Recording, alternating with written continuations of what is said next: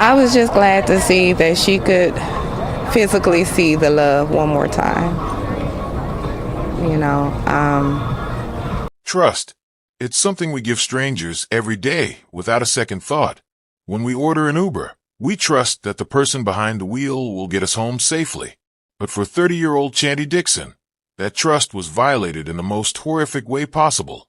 In the early morning hours of September 8th, 2024, Chanty finished her shift at work and did what millions of people do every day. She ordered a ride home. She even tipped her driver $5, a small gesture of appreciation for what should have been a routine service. What Chanty couldn't have known was that her driver, Francisco Valadez, had other plans. When he made an unwanted sexual advance and she refused, his rage turned deadly. Within minutes, this mother of two found herself fighting for her life in the back of a stranger's car. The next morning, police would discover Chanty's body, naked and discarded behind a concrete barrier near her home. A single gunshot to the head had ended her life, all because she said no to a man who believed he was entitled to her body. This isn't just another crime story. This is about the moment when an everyday decision turned fatal, and how one family's world was shattered forever. Chanty Dixon was more than just a victim. She was a vibrant soul who lit up every room she entered. At 30 years old, she was a devoted mother to two children, a 13-year-old son and a 10-year-old daughter, who were her entire world. Her mother, Rise Dixon, described Chanty as a ball of life, someone whose warmth and generosity defined her character. Those who knew Chanty speak of her infectious laugh and her willingness to help others without hesitation. She was the kind of person who would drop everything to be there for a friend in need, who celebrated others' successes as enthusiastically as her own. Despite facing challenges as a single mother, she approached life with remarkable resilience and unwavering optimism. Chanty worked as a stripper, a fact her mother Rise spoke about not with shame, but with pride in her daughter's determination to provide for her family. She worked long hours and late nights to ensure her children had everything they needed. Her profession didn't define her. Her love, kindness, and dedication to her family did. In Indianapolis, Chanty had built a community of friends and loved ones who adored her. She was known for her affectionate nature and the genuine care she showed to everyone in her life. If you've ever used a rideshare service, this story could save your life. Stay with me until the end for critical safety tips that Chanty never had the chance to learn. Your attention for the next few minutes isn't just about watching a video. It could be the difference between life and death. In today's episode, we'll trace the final hours of Chanty Dixon's life and the horrifying sequence of events that led to her murder. We'll explore who she was as a person, a loving mother, daughter, and friend whose life was cut tragically short. We'll take you through the investigation that exposed Francisco Valadez's web of lies, from his initial denials to his eventual confession of not only murder, but attempted sexual assault of Chanty's body. You'll hear about the evidence that sealed his fate and the justice that awaits him. Beyond the crime itself, we'll examine the profound impact of Chanty's death on her family, especially her two children left without their mother, and how her community has rallied to honor her memory. Most importantly, we'll share crucial rideshare safety protocols that everyone should know, lessons born from tragedy that could prevent another family from experiencing the same devastating loss that the Dixons now face. At the heart of Chanty Dixon's world were her two children, a 13-year-old son and a 10-year-old daughter who meant everything to her. Friends and family described Chanty as a fiercely devoted mother who structured her entire life around providing for her kids and creating a loving home. Despite working late nights, she never missed school events and was known to help with homework before heading to work. The bond between Chanty and her mother Rise was extraordinary. They spoke daily, often multiple times, sharing everything from mundane details to major life decisions. Rise wasn't just Chanty's mother. She was her confidant, her support system, and her best friend. When Chanty needed childcare during her night shifts, it was often Rise who stepped in to help. In the Dixon household, Chanty was the glue that held everyone together. She organized family gatherings, remembered every birthday, and made holidays special even when finances were tight. Her children describe her as both nurturing and fun, the kind of mom who could switch from helping with math problems to having impromptu dance parties in the living room. The three-bedroom apartment they shared in Indianapolis wasn't lavish, but Chanty had transformed it into a warm, welcoming space that reflected her personality, colorful, vibrant, and full of love. Those who knew Chanty Dixon invariably used the same words to describe her: loving, selfless, and vibrant. Her presence was magnetic. She had a way of making everyone feel special and seen. "My daughter was affection," Rise Dixon told reporters, her voice breaking with emotion. She was always willing to help others, even when she had little to give herself. Chanty's laughter was legendary among her friends, loud, uninhibited, and completely contagious. She approached life with a rare authenticity that drew people to her. Even on her hardest days, she maintained an optimistic outlook that inspired those around her. She could find the silver lining in a hurricane, one friend recalled. Despite facing judgment at times for her profession, Chanty carried herself with remarkable dignity and self-assurance. She refused to let others' opinions diminish her worth or dampen her spirit. This resilience extended to all areas of her life. When faced with obstacles, she would simply find another path forward. Generosity was at Chanty's core. She was known to share her last dollar with someone in need or stay up all night with a friend going through a crisis. Her empathy ran deep, and she had an uncanny ability to know exactly what someone needed, whether it was practical help, a listening ear, or just a warm hug. Chanty Dixon worked as a stripper at an Indianapolis club, a career choice she made pragmatically to support her family. The flexible hours and higher earning potential allowed her to be present for her children during the day, while earning enough to provide them with stability. She approached her work with the same dedication and professionalism she brought to every aspect of her life. "My daughter worked hard," Rise Dixon emphasized in interviews following Chanty's death. "She did what she needed to do to take care of her babies." Rise's public statements highlighted an important truth, that Chanty's occupation didn't diminish her humanity or the value of her life. At the club, Chanty was respected by colleagues for her strong work ethic and no-nonsense attitude. She maintained clear boundaries with clients and was known for her ability to defuse tense situations with grace. While she didn't plan to dance forever, she took pride in her independence and her ability to support her family on her own terms. Also developing tonight, we're hearing from the family of a young mother who police say was shot and killed by her Uber driver. Police believe the shooting happened on Indy Southeast Side as she was coming home from work Sunday morning. Our Chase Howe joins us in studio tonight after speaking with her family. And they told you they knew something was up when they didn't hear from her. Yeah, Dustin, Felicia, Chanty Dixon's mom says she always checked in with her, so when she couldn't get a hold of her, she filed a police report with IMPD that next day, never thinking her daughter would end up dead.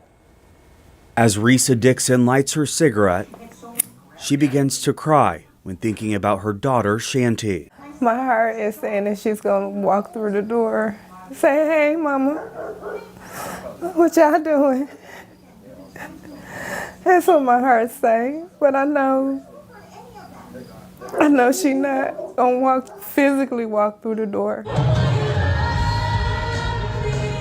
She always say, "Ma, you know you my best friend." And I'm like, "Girl, yeah, I know. And you my best friend." Chanty was also a mother, an aunt, and the oldest of her siblings. You could not miss her presence because she was going to let you know when she come through the door. And when I say, "Hey, y'all, hey, y'all." And she made sure that her kids, her nieces, her nephews, her sisters, her brother, they knew that she loved them. Dixon says Chanty not only left an imprint on those she met, but also left them feeling loved. She was so selfless, so selfless. She would put herself in dumb positions just to help her friends out. So take that selfless and take that love. Y'all want to remember her, y'all get a heart. Y'all get a heart and show the love. Because that's what she would have wanted and that's what she would have did. Now, I was talking to Dixon off camera, and she told me Chanty was her oldest. And so I asked her, I'm like, what was it like when she was born? And she was just saying how Shanty was the only child of hers that never caused her any pain. And at 6 months, she was walking and talking, and she was like, well, she never stopped. So Warm memories. Hopefully she clings to those right now. All right, Chase, heartbreaking. Thank you. Charlotte, meanwhile, we are learning more tonight about a murder investigation here in Indianapolis. A rideshare driver admits to detectives he shot and killed a female customer. That woman's body was discovered on the near southeast side yesterday. CBS 4's Jesse Wells spoke to the woman's family and to police, the IMPD police chief about this case. The victim's family tells me they tracked her phone down to these woods where they found her body and called police. Less than 24 hours later, IMPD had the suspect in custody and are now preaching a message of prevention. Just after 1 o'clock Monday afternoon, in these woods on Indy's near southeast side, a woman who had been reported missing hours earlier was found naked with a shirt pulled over her head. Police believe 30-year-old Chanty Dixon had been sexually assaulted and shot to death. This is just disgusting all around, and it did not have to happen. Police claim a 29-year-old Uber driver, Francisco Valadez, picked up the victim from work early Sunday morning and drove Dixon to her home at this apartment complex just a few feet from the woods where she was murdered. According to this affidavit, Valadez gave conflicting stories, but eventually admitted to shooting the victim while trying to have sex with her. After dumping Dixon's body, the suspect confessed he tried to have sex with her again. This is a family's worst nightmare. We're disgusted by these allegations. Police quickly used rideshare information from Uber to help track down the accused killer.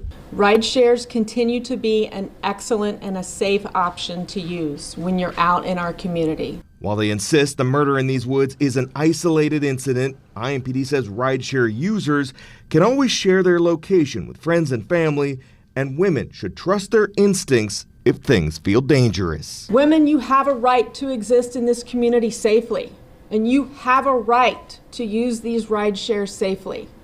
Trust yourself. This is disgusting. It's disturbing.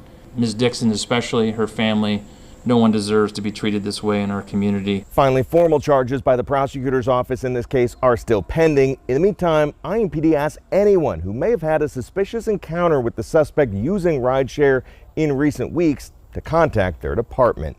Jesse Wells, CBS 4 News. A spokesperson from Uber sent CBS 4 a statement saying in part, quote, "Our hearts break for Miss Dixon's family and loved ones in the midst of this tragedy. We will assist Indianapolis police however we can as they continue to investigate."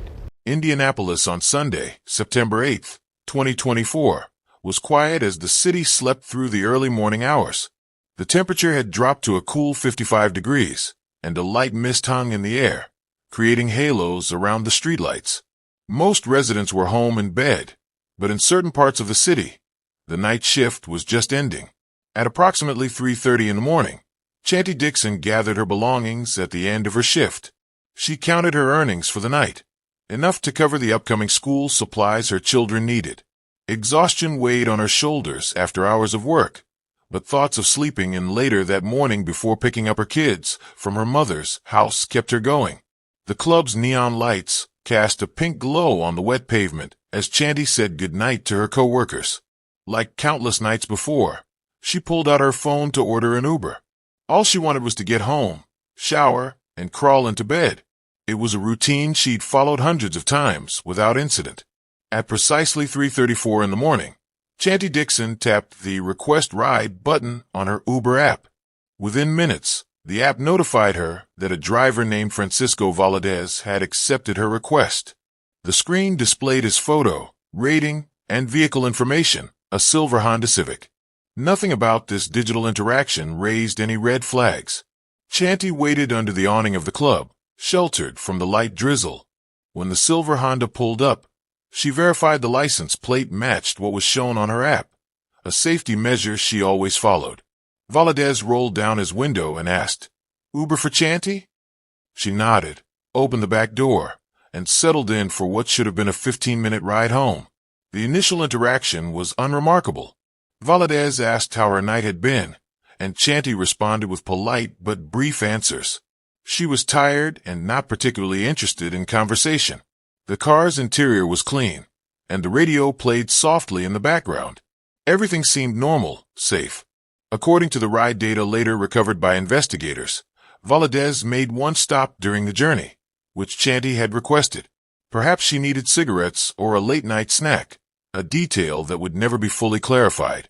What is known is that after this stop, they continued toward her residence without apparent issue. As they approached her neighborhood, Chanty even added a $5 tip through the app, a small gesture of appreciation for the late-night service. This digital transaction, time-stamped at 3:52 a.m., would later become a crucial piece of evidence. It was the last normal moment of Chanty Dixon's life, a routine action that showed she had no reason to fear her driver at that point. Francisco Valadez was 29 years old, a seemingly ordinary man who had been driving for Uber for approximately 8 months. His profile showed a 4.7-star rating, respectable enough not to raise concerns among passengers. The vehicle he drove was registered to a family member, a detail that would later complicate the initial investigation. Prior to that night, Valadez had no criminal record that would have prevented him from passing Uber's background check. Neighbors described him as quiet and mostly keeping to himself. He lived in a modest apartment on the east side of Indianapolis, where he had moved about 2 years earlier. What wasn't visible on his driver profile was the disturbing inner life that would soon be revealed. Valadez later told investigators he was a virgin and had developed increasingly aggressive fantasies about women. These dark impulses had been building for months, hidden behind the ordinary facade of a rideshare driver who had transported hundreds of passengers without incident before Chanty Dixon entered his car. As Valadez approached Chanty's neighborhood, the conversation took an unexpected and disturbing turn. According to his later confession, he told Chanty he was a virgin and offered her money to have sex with him. The proposition came suddenly, shattering the professional boundary between driver and passenger. Chanty, taken aback by the inappropriate advance, laughed reflexively, a natural response to an uncomfortable situation. It wasn't mockery, but rather disbelief at the brazen proposition from a complete stranger who was supposed to be providing a safe ride home. That laugh triggered something dark in Valadez. His embarrassment quickly morphed into rage, a violent, uncontrollable anger that would have fatal consequences. In an instant, the dynamic in the car shifted from uncomfortable to deadly. Valadez later told police that her reaction made him mad, as though her refusal of his advances was an insult he couldn't tolerate. What happened next occurred in a matter of moments. Valadez reached for his gun, and Chanty Dixon's life hung in the balance. Have you ever felt unsafe during a rideshare? What safety measures do you take when getting into a stranger's car? Share your experiences in the comments below. This conversation could save lives. If you're finding this story important, please hit that like button now to help spread awareness about rideshare safety to others. The silver Honda Civic had nearly reached Chanty's neighborhood when Francisco Valadez made his unwanted proposition. The car's interior, once a neutral space, became charged with tension as he told her he was a virgin and offered her money for sex. His words hung in the air between them, inappropriate, threatening, and completely unexpected. Chanty's laugh was instinctive, a reflexive response to an uncomfortable situation that caught her off guard. Perhaps she thought he was joking, or maybe it was nervous laughter in the face of sudden danger. Whatever the reason, that laugh became the trigger for what happened next. Valadez later told investigators that her reaction made him mad. His fragile ego couldn't handle what he perceived as rejection and humiliation. In that moment, his embarrassment transformed into murderous rage. Without warning, he pulled a handgun from beneath his seat and turned toward his passenger. Chanty had only seconds to process what was happening. Did she try to open the door? Did she plead for her life?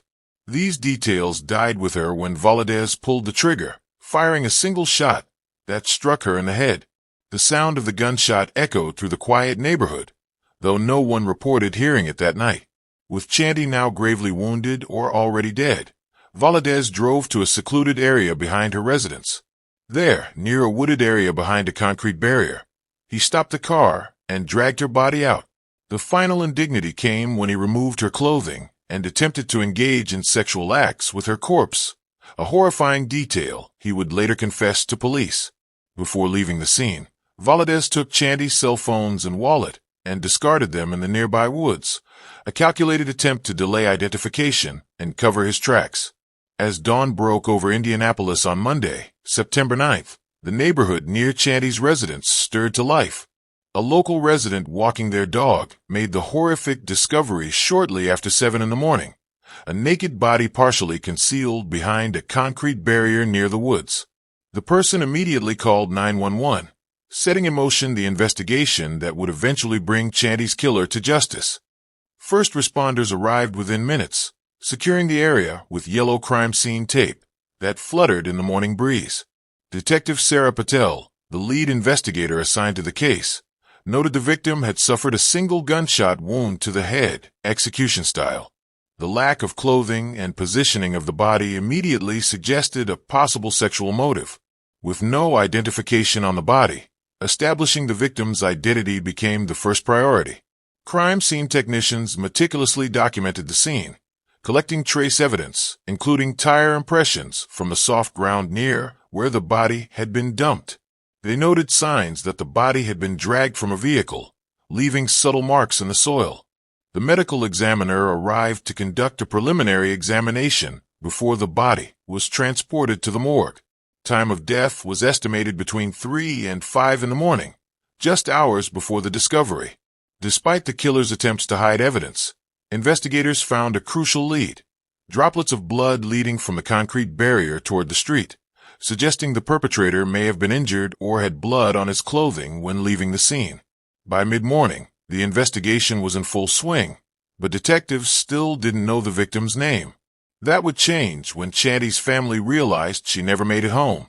When Chandy Dixon failed to pick up her children from her mother's house on Monday morning, Rise Dixon immediately knew something was wrong. Her daughter was unfailingly reliable when it came to her children. Rise called Chandy's phone repeatedly, each unanswered call increasing her anxiety. By noon, she had contacted several of Chandy's friends and coworkers, none of whom had heard from her since she left work. At 2:15 that afternoon, Rise Dixon walked into the Indianapolis Metropolitan Police Department to file a missing person report. She provided officers with Chandy's description, including what she was last seen wearing and details about her distinctive tattoos. Rise also mentioned that Chandy had taken an Uber home, information that would prove crucial to the investigation. As Rise was filing the report, Detective Patel was reviewing the preliminary findings from the crime scene. When the description of the missing woman matched the unidentified victim, the detective realized they were dealing with the same person. The investigation shifted from identifying a Jane Doe to finding Chandy Dixon's killer. With Chandy Dixon identified as the victim, detectives immediately focused on her final known action: ordering an Uber. Detective Patel contacted Uber's law enforcement response team with an emergency data request. Within hours, the company provided crucial information. Chandy had been picked up at 3:34 a.m. by driver Francisco Valadez in a silver Honda Civic. The data revealed the complete route of the vehicle, including the one stop made before reaching Chandy's neighborhood. Most tellingly, the ride was never marked as completed in the system, and the $5 tip Chandy had added at 3:52 a.m. was the last activity on her account. Investigators noted that while the vehicle was registered in Uber's system, it actually belonged to Valadez's family member. This detail initially complicated efforts to locate the car, but ultimately provided additional evidence when detectives discovered Valadez had hurriedly cleaned the vehicle's interior the morning after the murder. By Monday evening, less than 24 hours after Chandy's death, detectives had Valadez's name, address, and phone number. The next step was bringing him in for questioning. When detectives first approached Francisco Valadez at his apartment on Monday evening, he appeared calm and cooperative. Invited to the station for questioning, he agreed without hesitation, perhaps believing he had covered his tracks well enough to avoid suspicion.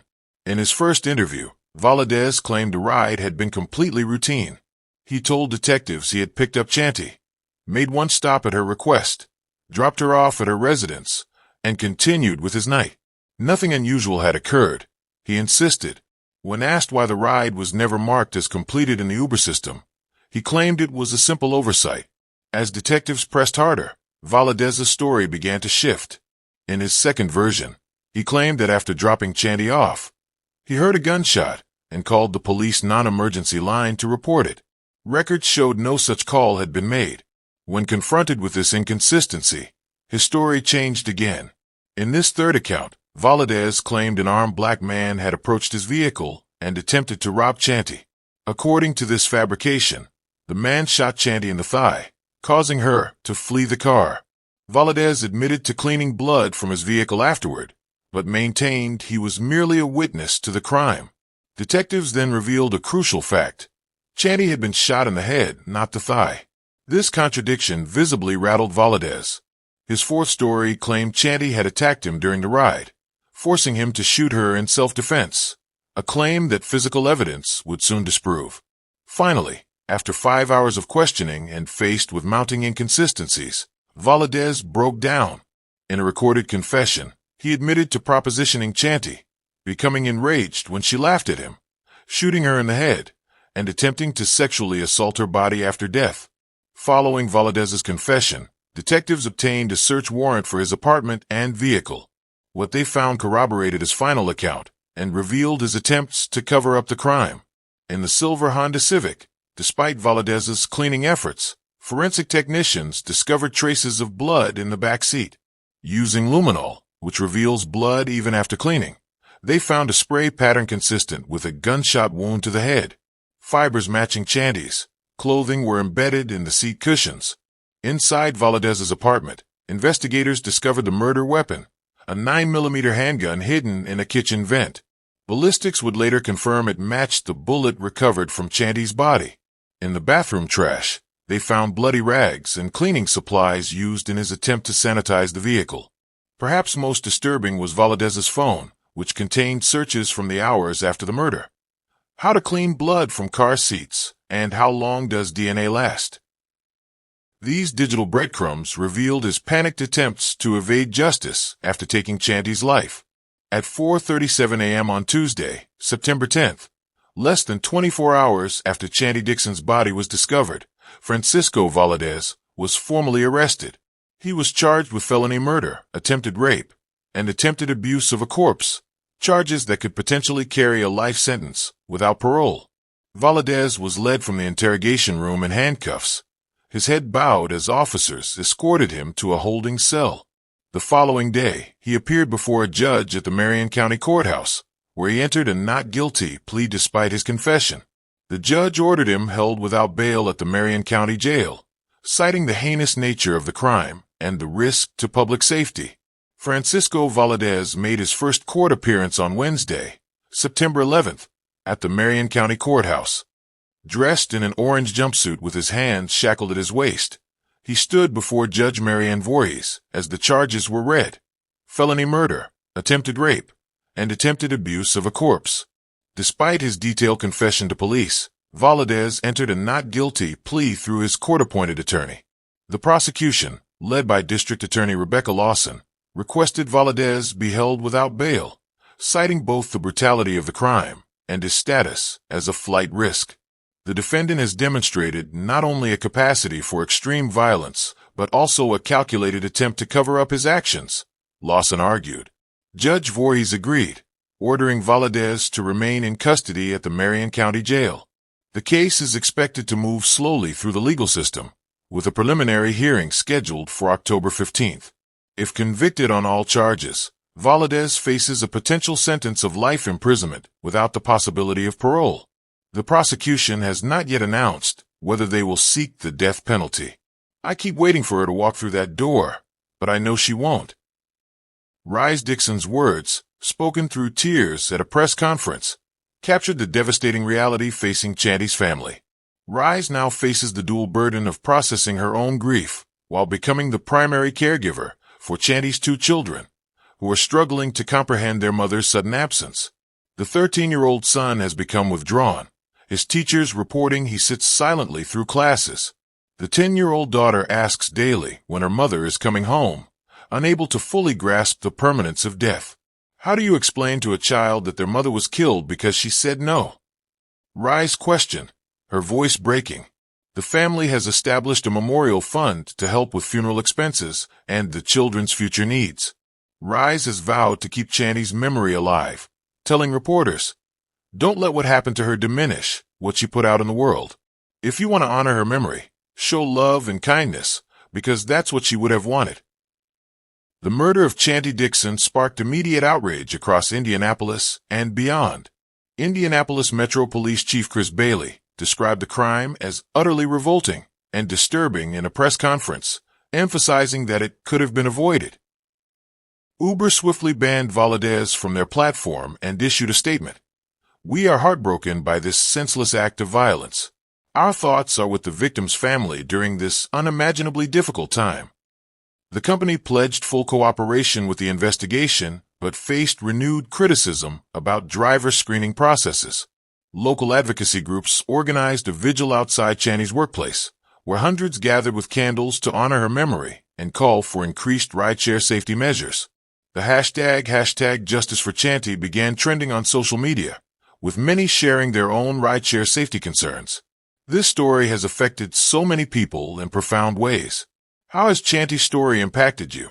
Has it changed how you think about rideshare safety? Share your thoughts in the comments below. Your perspective could help others stay safe. If this story moved you, please consider liking and sharing to spread awareness. Rise Dixon is determined that her daughter will be remembered not for how she died, but for how she lived. Chanty was love in human form. Rise told mourners at the memorial service, held 1 week after her daughter's death. The family has established the Chanty Dixon Foundation, which will focus on rideshare safety education and supporting children who have lost parents to violent crime. Chanty's children have started grief counseling, where they're encouraged to share memories of their mother. They've created a memory box filled with photos, letters, and small mementos that capture Chanty's spirit. Through these efforts, her family ensures that Chanty's legacy of love, generosity, and resilience will endure long after the headlines fade. While no safety measure can guarantee protection against someone determined to do harm, these precautions might help reduce risks when using rideshare services. Always verify driver and vehicle details before entering.